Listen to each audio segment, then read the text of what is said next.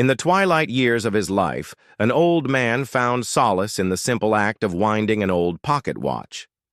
It was a habit that had become a part of his daily routine, a ritual that brought back a flood of memories. The watch was more than just a timepiece. For years, its ticking had been the soundtrack to his life, guiding him through appointments, meetings, and moments. But now the watch was old, and the sound of its ticking had faded, becoming as silent as the grave. The old man looked at the watch in his hand and sighed. "Some things are meant to stay broken," he muttered to himself, his voice heavy with resignation. But as if in response to his words, a small brown dog who had been patiently waiting nearby nudged the watch with his wet nose. The dog's name was Buddy, the old man's constant companion. He tilted his head as if to say, "Are you sure about that?" The old man looked down at Buddy, a faint smile touching his lips.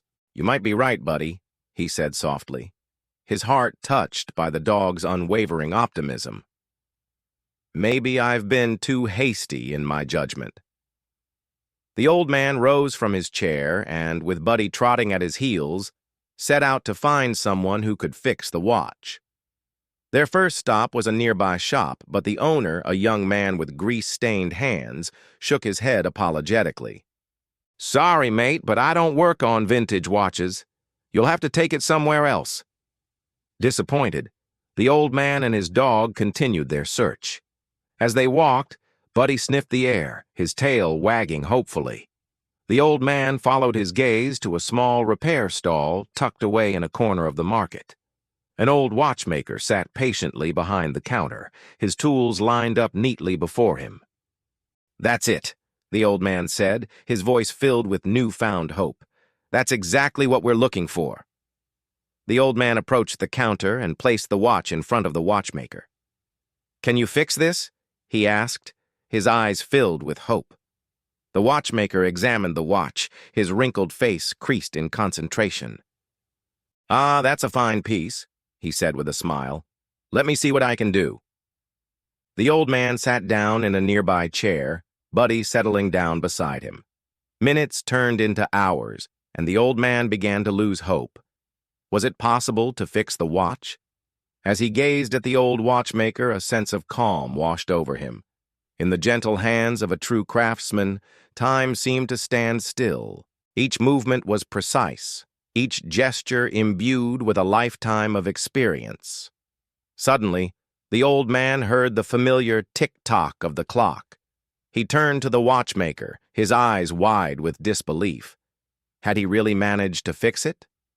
The old man reached out, his fingers trembling slightly as he took the watch. He wound it gently, listening intently to the steady ticking. As he walked home with Buddy by his side, the old man couldn't help but smile. The watch felt heavy in his pocket, not just because of its weight, but because of the memories it held. He knew now that some things were worth fixing, not just because of their monetary value or sentimental worth, but because they were a part of his life story. And as he looked down at Buddy, his tail wagging furiously, he realized that their friendship, like a well-oiled machine, had also stood the test of time. Buddy had been by his side through thick and thin, offering unconditional love and companionship.